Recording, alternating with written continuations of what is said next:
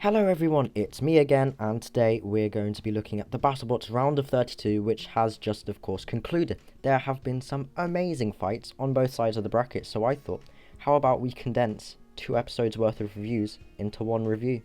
Therefore, the math says it will be twice as fun.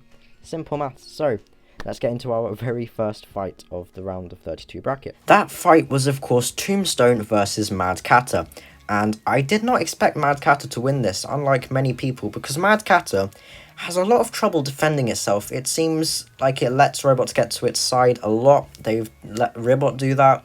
They've let other robots do that in the past. And Tombstone was no exception. Mad Cata fell for the old trick of Ray Billings, leaving the wheel exposed and then turning around at the last minute and bending in the side armor. It started carving up the wedge, which I was very surprised at, since I thought the wedge was quite sturdy, but Tombstone started peeling away the edges of that. They took away the HDP panels on the side of Mad Cata. All in all, I think it was a very routine fight for Tombstone. It's fought many four-wheel drive vertical spinners before, and so has its builder Ray Billings with other machines. Mad Cata, it's a disappointing way to end the season for them. Considering they did so well in the playoffs, I don't think they deserve the 12th seeding, and they should have got a kind of easier opponent, but, you know, it's fair enough. It's just what you get, isn't it? You have to deal with it. So Mad Cata, unfortunately, has been eliminated after exchanging many blows with Tombstone. They didn't quite have the weapon power to take off the wheel of Tombstone. I think the weapon shaft got bent up, and also they had maneuverability problems by the end of that. Probably because the sidearm was getting bent in and the wedge was getting all sorts of bent, so I'm not surprised that the wheels were off the ground. But still, a huge improvement on last year for Mad Cata. It's still a modular robot, but it's so much tougher, and it doesn't break as easily, and it's just a huge improvement for Mad Cata. So when they come back next season and they have their weapon perfected, I think they're going to do very well. Tombstone, still one of the best. Still one of the best. I don't care what people say. It's not losing its touch at all, and it's made it through to the top 16 again. Excellent. After that display of precise destruction, we move on to one of the most explosive fights of all time, and I'm not surprised that I'm saying that after an Uppercut fight. All of this year, it's just been sending things through the air, in the roof, in front of Chris and Kenny, and Hijinks, unfortunately, was a victim of that. I'm very impressed with Hijinks, though. Their wedge is really good, and they came out leading with their wedge. They were kind of bullied towards the screws by Uppercut, turned around, hit Uppercut's wedge, got deflected up into the spinner, and were sent flying. Like, that's just... That's Uppercut's asymmetrical weapon, and it just managed to get the better of that impact. Uppercut still did get flung across the arena, but it didn't really matter, because Hijinks was dead. It was long gone. It was out of the arena, and I hope they bring Hijinks back, because it's such a promising robot, and I think their first loss was because of their gearboxes, and now they've lost because they've been thrown out of the arena. So unlucky there for Hijinks. They were drawn up against what it seems to be a top-tier robot. Like, I thought he was getting overhyped at first after its win against Gemini, and then it came and slaughtered Sawblaze, and I knew that Uppercut is a beast. A huge improvement on last season. The weapon power... all I know about the weapon power is that it has enough torque to open 15 jars of pickles. That's what the team mentioned. So, it's a very, very, very powerful robot, and as long as they can defend their wheels, and they're not too brave. They're quite brave going weapon to weapon with Hijinks and not going for Hijinks' wheels. But as long as they don't expose their wheels and they keep their weapon pointed at their opponent, then they shouldn't really have too much trouble until they reach the final stages of the tournament. So impressive stuff from Uppercut, I have to say. We then moved on to Black Dragon versus Slamo. And Black Dragon got a ridiculously high seeding. I don't know how I got the 5th seeding at all. And they were against Slamo, who used their wedge. I was expecting Slamo to go in with their kind of singular wedge, the one that they used against Witch Doctor, because Black Dragon has been constantly using its kind of anti-horizontal wedge this season. And I'm not sure why. It's really affecting how much the robot can actually reach. Like, it's not going to have any problem against horizontal spinners, but against a vertical spinner like Copperhead demonstrated, it's going to have a lot of trouble. They didn't have this trouble against Slamo because Slamo used its wedge, and Black Dragon immediately got underneath the wedge and kind of bent it upwards. And from that point on, Slamo, it was struggling to get underneath Black Dragon. It did at one point, and it was very close to actually getting a good grab on Black Dragon, but it didn't quite manage to do it. And Black Dragon is a very, very well driven, it's a very, very fast and maneuverable robot, and that's kind of a nightmare for any control bot, because how are you going to use your weapon if your target's running about all over the place? And Black Dragon, not impressed with their weapon at all. It's not as good as their Egg Beater, and I don't know why they keep using it. It's the lightest weapon, but is it necessary to use the wedge against a control bot? Black Dragon's strategy regarding its configurations has been a bit strange for me. Anyway, there was a little bit of not even controversy, just a little bit of drama at the end of the fight. Slamo, of course, was immobilized because Black Dragon had pursued it and hit it with the weapon a lot, and Slamo was having trouble self-righting, and Black Dragon came in. I thought they were going to go in for another hit, and I was watching from the point of view of the TV, obviously, so I thought they were going in for another hit, and I was surprised. I didn't expect that from the Black Dragon team, and it turns out they wasn't, but Craig Danby did tell them to back off, which is fair enough, I thought, but people did not like that he did that, and I don't know why. Like, if your £20,000 robot, or that's more expensive than that, is lying on the floor, and you've put your controller down and you said, look, I'm out, don't go in for another hit. That's just not nice, and it would be frustrating. I would be frustrated.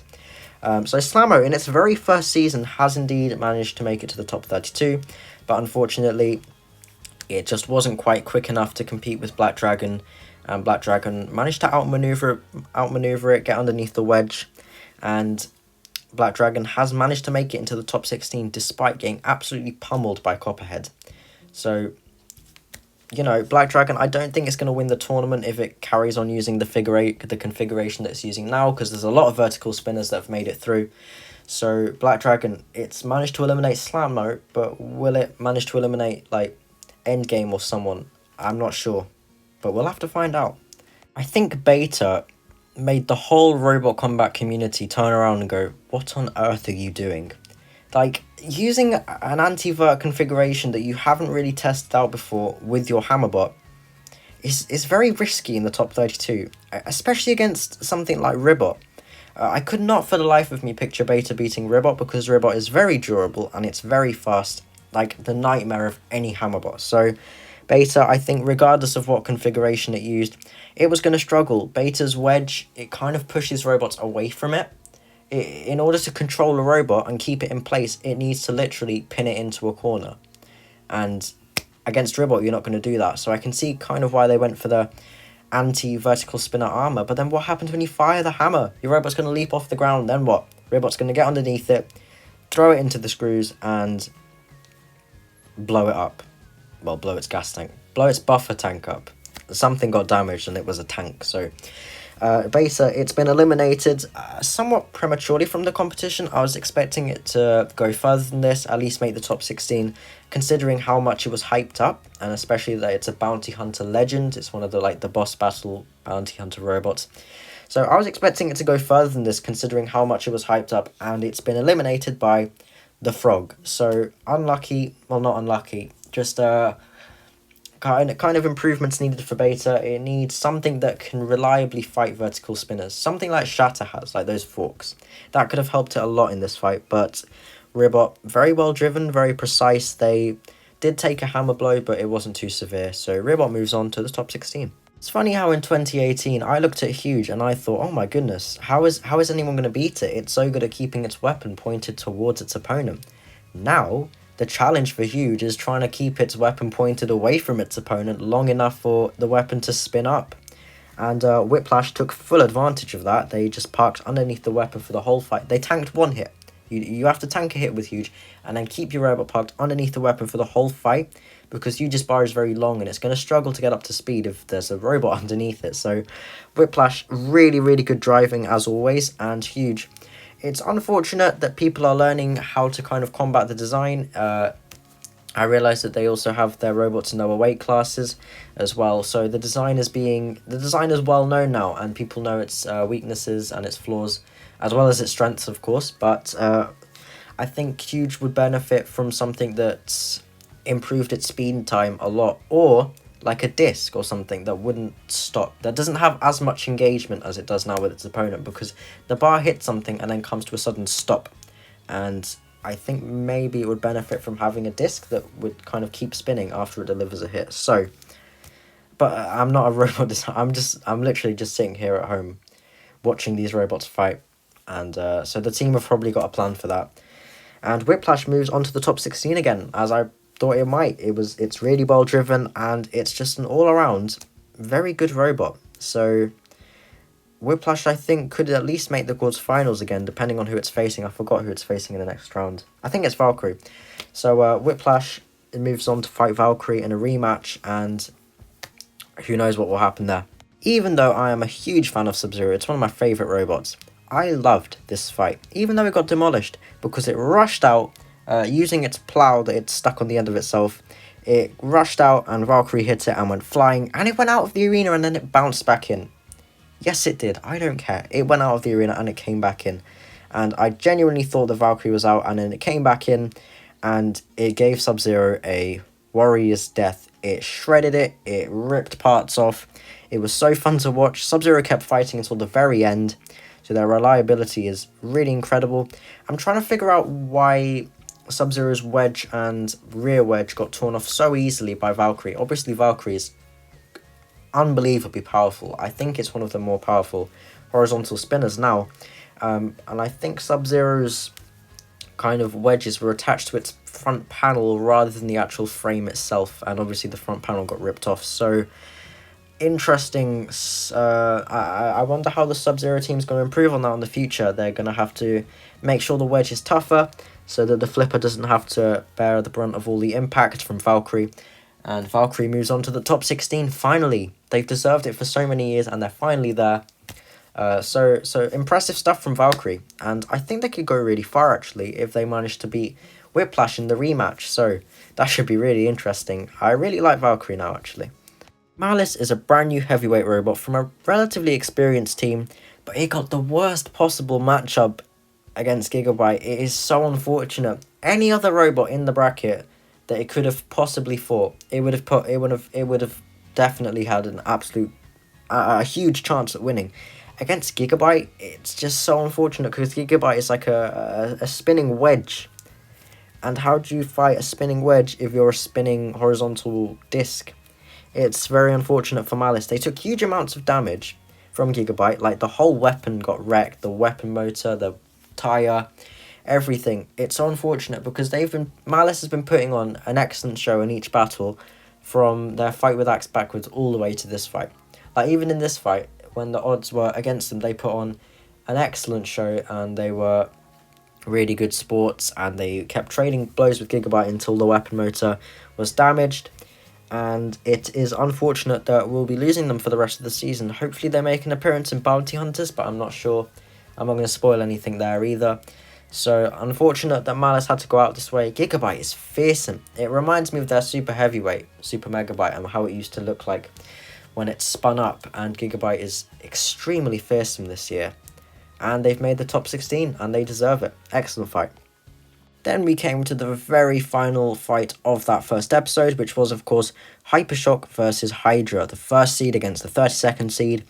And wow, goodness, like, the power in Hydra, it's unbelievable. And the fact that Hypershock was able to survive it for so long, props to Hypershock. It's such a durable machine, and I think the race car tires kind of absorbed some of the impact from when it was falling through the air onto the floor. They did get a good jab at Hydra with their weapon and kind of sent Hydra through the air and peeled up a corner of the armor. They have 2 layers of armor, by the way. But Hydra managed to disable Hypershock's weapon and threw it through the air. And by the end of that, Hypershock was not looking like the same robot. And eventually, it got thrown out of the arena. And Hydra, it's very clear that it's not a durable machine at all, but it's so good at keeping its weapon pointed towards its opponent, and then when its opponent's weapon dies, then it becomes a monster.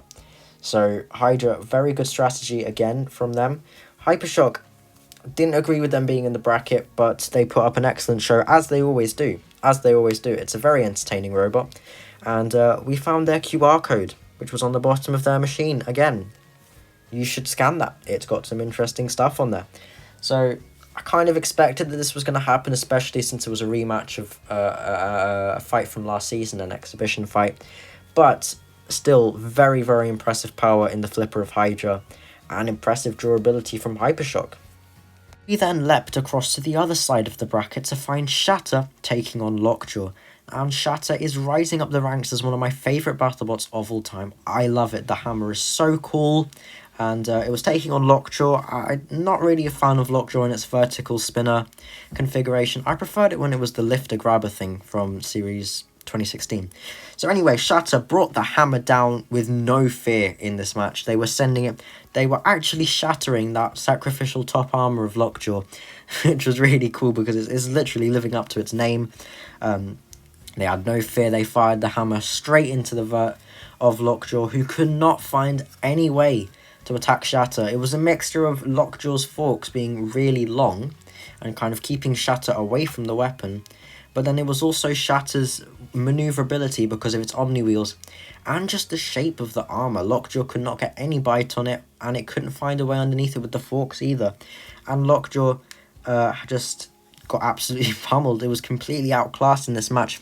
Obviously, it's had a lot of reliability issues, but I'd like to think that Shatter did actually cause some damage. Obviously, Lockjaw somehow did this weird gyro dance thing and flipped itself over. I've never seen it do that before, but it flipped itself over, and then Shatter, with no fear, just jammed the hammer in there. Making like Lockjaw kebab, and then Lockjaw was on fire. And it was simple as that. Shatter moves into the top 16, and I was so happy for them. I believe they're fighting Mammoth next, so I actually have hope that they'll make it to the quarterfinals. I'm so excited to see Shatter, because it's always been such an entertaining robot, and I've realised that now, and I appreciate it. So, thank you, Shatter team. This was one of my favourite matches of the bracket. Moving on. Rotator's double disc configuration always seemed more destructive to me, but then I've kind of realised that it makes more sense for Rotator to become one single undercutter, because you can put all your focus into making one weapon reliable, and it's less to repair and it's less expensive. And so Rotator has just become this absolute controlled, precise beast that I didn't imagine it could be in its single spinner form. Jackpot though, Jackpot surprised me. I thought that Rotator was going to win this fight because Rotator's an undercutter, and I thought Jackpot might have a lot of trouble trying to hit Rotator because of its angled armor at the front. But Jackpot went in with this wedge, which I wasn't expecting them, and it worked really well. They were pushing Rotator out all over the place, and then they were turning around, delivering big hits to the sides of Rotator. But Rotator, of course, is an absolute tank, so no matter what, Jackpot could hit it with like a nuclear bomb, and Rotator would still be working at the end of it. But still, Jackpot delivering some massive impact, and very, very good use of the wedge as well. That's really good, considering it's one of the cheapest robots, Jackpot. Actually, it's about $7,000, and considering its price and how quickly it was built, it's just been such a reliable robot and a very impressive robot. And it was actually winning this fight, I would say. It was winning this fight. The chassis did take a lot of damage at the front, just because of the way it's designed. Rotator was able to get in there and kind of split it open like a cashew nut, and then the hit came. Jackpot kind of swung round, hit Rotator with its weapon, and both robots just went flying through the air, and unfortunately Jackpot got stranded on its back, and Rotator was of course fine because it's used to have impacts like that. But Jackpot, they'd removed their self-righter, and there was no way of them getting back up. A great way to leave the competition in a massive impact like that. So, well done to the Jackpot team. It's been really impressive. One thing I've noticed about Rotator's tactics this season is they're trying to do the Tombstone thing, where they kind of leave the back of the robot exposed, and then when the opposing robot attacks the back of their robot, then they whip round with their disc, with their undercutter. So it worked against the big deal, but it wasn't really working against Jackpot because Rotator is so short. Like, you're literally just spinning on the spot. Like, I don't see it. Just doesn't work as well as Tombstone. So, Rotator, I think it would do a lot better if the team just kept the weapon pointed at their opponent. But, either way, it won the fight and is very impressive. So, Rotator is actually a contender for the title, I think. Then we had Perfect Phoenix versus Endgame, and this fight went about exactly as I expected. Perfect Phoenix is really underweight, and it's not optimized at all. Obviously, it's the chassis of a really old robot called Brutality, which was very successful, but it's been refurbished, and now it has all new components in it. So it's very lightweight because the newer components are much lighter than the old ones which it was designed for. The chassis is aluminium, I believe, which is not very strong. Like, it's being pushed to its absolute limit, and it's on its last legs. So I'm not really surprised that Endgame was able to disable it so quickly. The wedge got bent up. The chassis was looking all kinds of bent. Perfect Phoenix itself got flung through the air. So it's a shame that it went out so quickly. I was expecting it to maybe put on more of a fight before getting launched into the side, but Endgame is so well driven that even young Tyler at the controls couldn't outdrive Endgame, because Endgame is very precise and it's very powerful, and it's greatly improved in terms of its reliability since earlier on in the season. Perfect Phoenix, incredible that it managed to make it to the top 32 with such a young team under the watchful eye of Ray Billings, but I think that it needs a redesign, because that old chassis of Brutality, it's being put through a lot. It's being put through pressures that didn't exist when it was in its back in the day, when it was optimized. So unfortunate for Perfect Phoenix. If they are able to come back next season, I wonder if they'd come back with a brand new robot, or if they'd kind of redesign it and try and improve it again. I'm not sure, but I'm curious to see either way. Then we move on to Mammoth versus Copperhead, which must be one of the greatest upsets ever in robot combat history. I'm stunned. I'm still stunned. I'm a Copperhead fan, and even I agree with the decision. I'm surprised that Copperhead even made it to a split decision, to be honest. I think that fight was unanimously in favour of Mammoth. I don't see how Copperhead won that fight at all, because Mammoth was chucking Copperhead all over the place. Copperhead did get some hits in, but they were quite small hits. It tore off a little wedge, it tore off one of the little pole things. But apart from that, Mammoth was swatting it around like a fly. It was tossing it all over the place. And Copperhead, its weapon was switched off for a lot of the fight as well. And that would have been okay if it was pushing Mammoth around. But for a lot of the fight, it was also kind of running away. And even at the end there, because obviously I was supporting Copperhead in this match, when it had its weapon up, it was kind of running away from Mammoth. It was kind of turning away before it went in. So it's a bit sad that Copperhead went out like this, and it didn't even get to see the round of 32, because it was dominating before it made it to the round of 32. It dominated all of its fight cards, and now it's fought Mammoth, and its reliability issues are still present, it seems. I'm still awaiting Robert Cowan's video about what went wrong with Copperhead and such, but I was not expecting this at all. Brilliant display by Mammoth. Their kind of flexible bar seems more suited to fighting vertical spinners than their kind of rigid one, because the amount of torque that goes through the weapon is incredible, and the flexible one is able to handle it better, it seems. And even when Copperhead's weapon was spinning, it was still getting flipped over, and so that's how good Mammoth's weapon was. I'm stunned, and Mammoth team, great job, because Copperhead is ferocious. And it's a shame to see it go, but it was such an epic way to go. It was such a cool fight. So well done to both teams. In our next fight, we saw Sawblaze take on Kraken, and Kraken was super impressive. And again, I continued to underestimate Kraken, even though it beat Witch Doctor, even though it took Huge to a judge's decision, even though it almost beat Black Dragon, I still underestimate Kraken all the time, and I don't know why, because it was winning this fight, in my opinion. I think it managed to grab hold of Sawblaze's spinner and was controlling it, and then it managed to grab hold of Sawblaze's wedge, and it was kind of pushing it around, and then Sawblaze brought the hammer saw down. My god, that thing is satisfying to watch, and Jameson Go shows why he's one of the best drivers in the sport. He managed to catch up with Kraken, kind of pin it against the wall, brought the hammer saw down, and somehow managed to rip the wheel off the chassis. And from that point on, Kraken was pretty much dead, so no matter what Kraken did, it couldn't really control Sawblaze with one wheel. So Sawblaze, all it needs is that one little mistake in the opponent's driving, and it's in there like a dragon, because it is a dragon, and it just brings the hammer saw down. The hammer saw, because the saw is on the end of the hammer, it always hits it it always hits its opponent at speed. There we go. It always hits its opponent at speed, and therefore it gets a lot of engagement and it rips parts off left, right, and center. So Sawblaze is really, really impressive, and they're up against Witch Doctor next, and I genuinely think they have a chance. It's so low to the ground, and it's so well driven, and its weapon is just, it's capable of KOing robots in one hit. Like that's the kind of level that Sawblaze is at. I didn't think it had reached this level until this season. Like, and before this season, I thought Sawblaze was overhyped, but now seeing it, I think it's phenomenal. So it's just so satisfying to watch it bring the hammer saw down and just slice whatever's in front of it.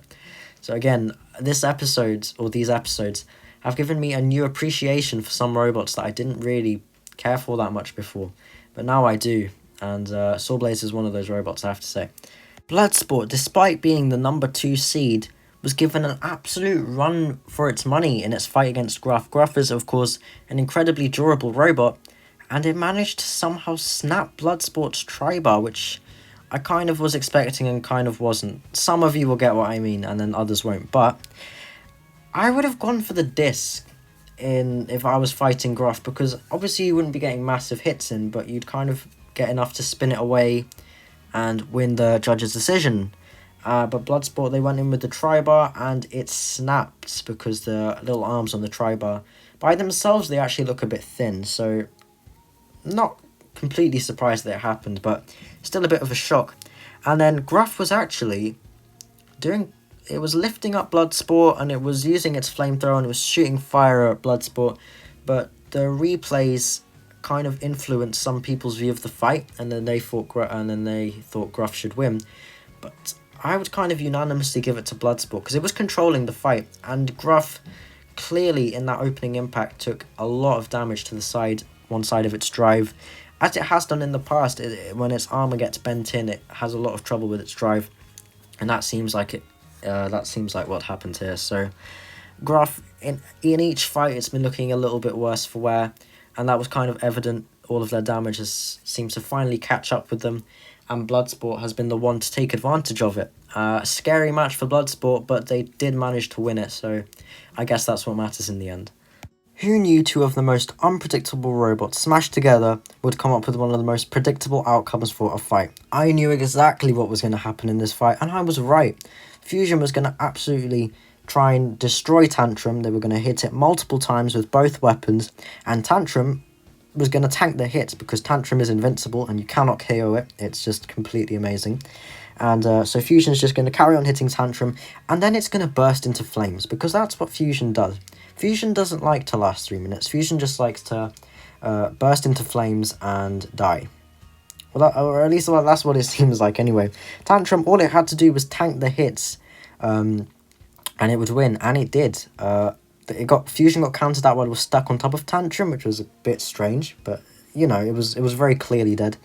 Tantrum took a lot of damage though. Like, the whole weapon system was like shifted to one side. There were gashes in the armor, but that's just the power of Fusion, and Fusion in the end, I guess, ended up damaging itself with the amount of power. It's just so much force into one little package. I don't see how they're ever gonna make it work unless it has to end up killing itself in the process. So impressive stuff from Tantrum, as always. They was able to stand up to a massive spinner like that repeatedly, and even even greater well done to Tantrum for making the top 16. I did not take Tantrum seriously last season, and yet again I've been shown to be a complete fool, and Tantrum is definitely a contender. Like, they are not to be underestimated. If you underestimate Tantrum, it's going to pick you up, set you on fire, and wear you as a hat. That's what's going to happen. And then we move on to our final fight. The final fight was, of course, Witch Doctor versus Scorpios. This was an incredible fight to end the bracket with. Just back and forth action. Scorpios, right from the beginning, the primary weapon wasn't working, and to this day I'm not sure why. When I first watched the fight, I didn't even notice if it was spinning or not. But they still managed to take the fight to Witch Doctor. They were still using the hammer saw even though it wasn't working. They were just jamming it straight in Witch Doctor's disc. running straight into Witch Doctor, flipping it over. But Witch Doctor, even though it was being more or less controlled by Scorpios, it wasn't just sitting there and being pushed around. It was fighting back. It was delivering big impact with the disc. It got big hits to the side of Scorpios, hit the wheels, hit everything. And I agree with the decision. I think Witch Doctor won that because Scorpios, right from the beginning, was damaged. It didn't have its primary weapon. It wasn't doing anything with its primary weapon. Any robot that gets its primary weapon destroyed has to put on a really good fight and effectively dominate every other aspect. And Scorpios didn't quite do that for me because Witch Doctor was just as aggressive, and they weren't being completely controlled either. There were moments in the fight where Witch Doctor was dictating the progress of the match, and that was reflected in the judges' scores, I think, because Witch Doctor rightfully picked up the win and progressed to the next round. Excellent fight from Scorpios, because we have seen them struggle against vertical spinners in the past. This is one of their better fights, and I think if their spinner had continued to work, it would have done damage to the front of Witch Doctor and perhaps swayed the decision. But apart from that, I don't think they deserve to win the fight, and the judges got it right, I think. Witch Doctor moves on to the top 16. Just a quick note, I like Witch Doctor and I like Tombstone, but I don't want either of them to win. I want new finalists. This is a golden opportunity this season to get new finalists into the bracket and just have a completely new champion. I realise Witch Doctor hasn't won it before, but I just want to see some new faces make the top tier of BattleBots, and I think this season has been the greatest way to introduce that. So, if you like this review, please don't forget to like, subscribe, and comment as well. I love the round of 32. It's genuinely some of my favourite fights from BattleBots, and definitely this season in these two episodes. Absolutely incredible. Loved every second of it. And let me know if you guys did too. Let me know your thoughts down below. Thank you very much for watching, and good night.